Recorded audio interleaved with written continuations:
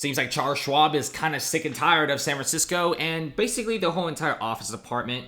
Schwab is now kind of scared of a possible recession because unemployment is taking up faster than expected because at the beginning of the year, unemployment's 3.3, now it's 3.9. And yeah, the economy is cooling down real fast because of insanely high interest rates. And we're definitely going to be seeing even more hiking in the interest rate department. Now, Schwab is laying off 2,000 workers and reducing massive amounts of the San Francisco office space. If you look at the Charles Schwab skyscraper here, this is 211 Main Street. This is not some random building that you see on the side of the sidewalk. This is some high-end prime real estate. This is right next to the bay, right next to the coast.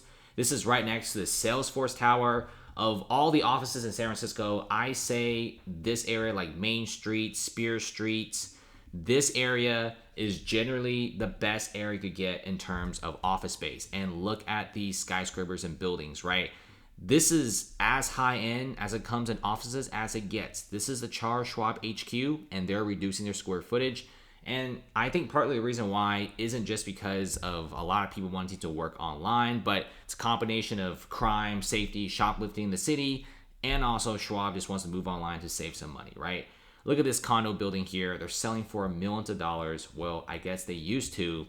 But now, it seems like downtown is getting more empty than ever before. See that building right there? This is 181 Fremont. Facebook has basically vacated out that space, leaving 500,000 square feet of emptiness. And Schwab right now is cutting back. If you look at this, the company eliminated about 5 to 6% of its workforce. And if you look at this, the company has also expected to save roughly $500 million a year by cutting back in offices, not just in San Francisco, but in Chicago, Seattle, etc.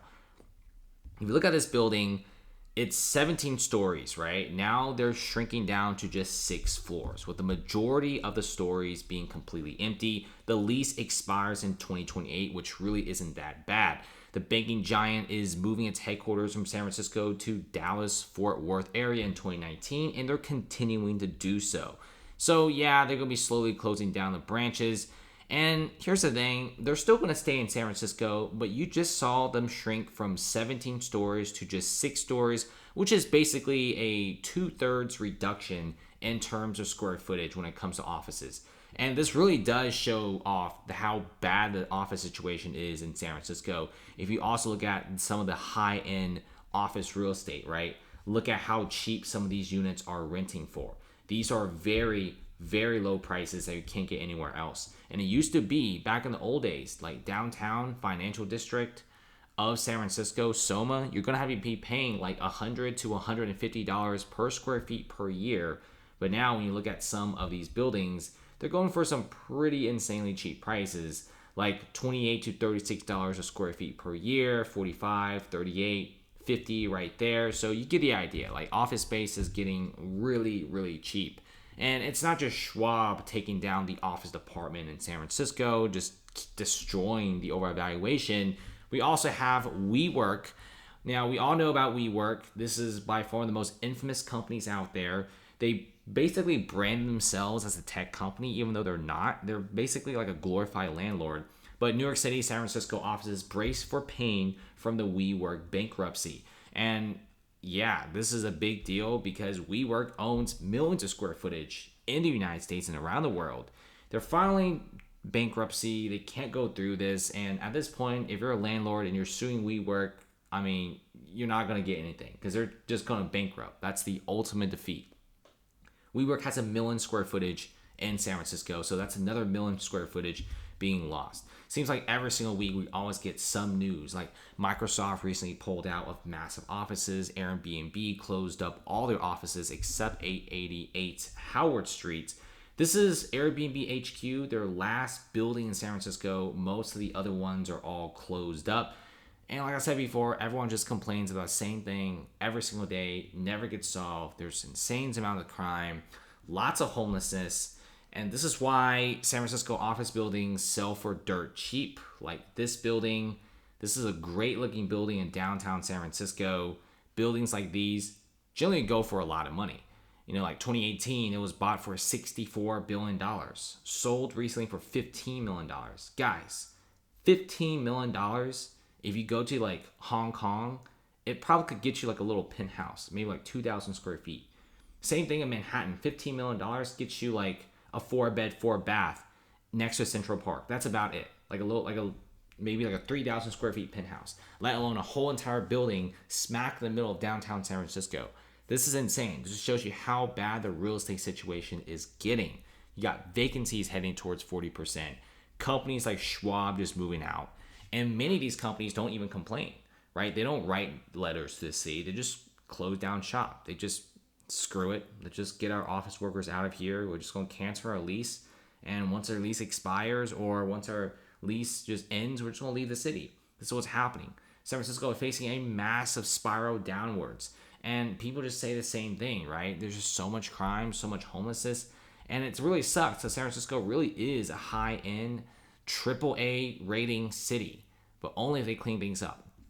Even back down here in Mission District and Valencia Street here, Valencia Street actually experiencing a lot of massive amounts of layoffs. You got restaurants being closed every single week in Valencia Street. It used to be before the pandemic that everyone was just pretty much bidding for a restaurant space in Valencia Street.